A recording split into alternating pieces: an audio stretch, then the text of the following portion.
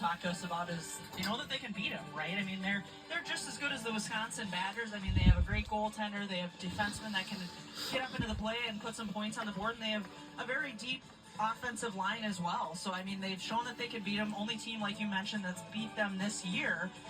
And so they just have to find a way to get back in this game. We saw their great first minute of the game. That was a great start for them, but they kind of just sat back a little bit. Wisconsin's done a really good job of just kind of countering that. And we talked about both of these coaches, you know, they talked about this is going to be a dogfight, managing the ebbs and flows of the hockey game. But on this last chance by Ohio State, I mean, they just did a really good job. And kind of Webster didn't really have a lot of support with her team, but just waited and bought some time and space and did a really good job of finding a way to get. Welcome back to the Wrigley Field.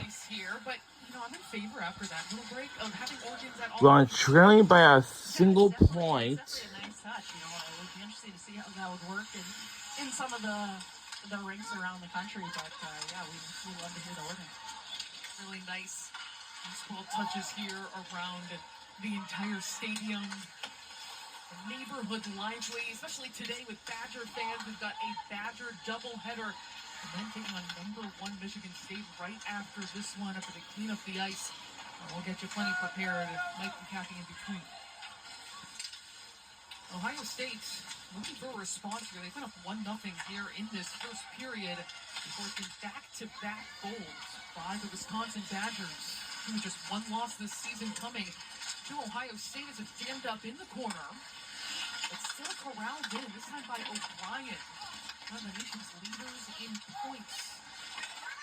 Yeah, O'Brien doing a really good job right there. Saw that her defenseman Venucio and Harvey needed some help up top, so they had O'Brien be that kind of that third forward high and allow the rest of her forwards to get back up into the play. There's so much chemistry and cohesion up and down this Wisconsin lineup. They go 4 lines deep.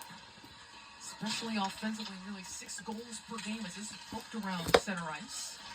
And finally, the Badgers coming away with it. Dropped off, clear, and right. Holwire one at the net.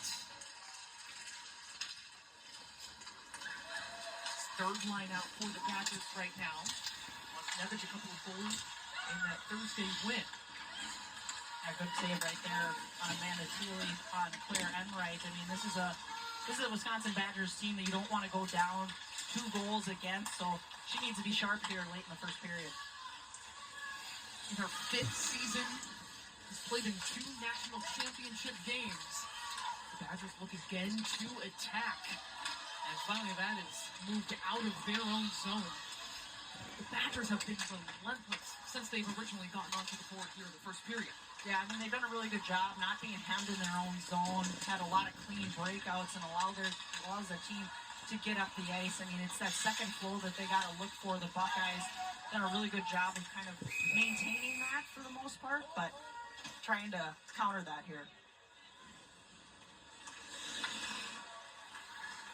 Wisconsin with the 2-1 lead over #2 Ohio State. Closing 5 minutes of the first period.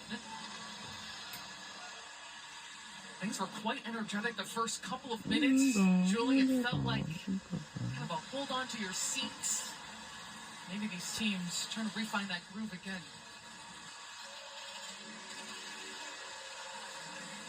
Yeah, we got some. Just trying to get.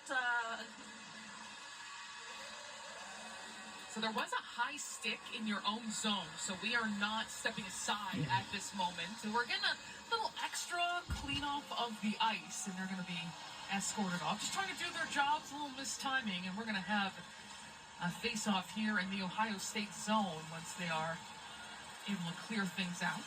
Well, it doesn't hurt, but I mean, both of these teams, I mean, it took about 5 minutes for them to both settle in. I mean, just in a new environment, everybody's excited to be here. What an incredible opportunity for these players and coaches, but there's going to be jitters, there's going to be some nerves, and obviously the excitement. Let's just assume that something's going to be interesting coming.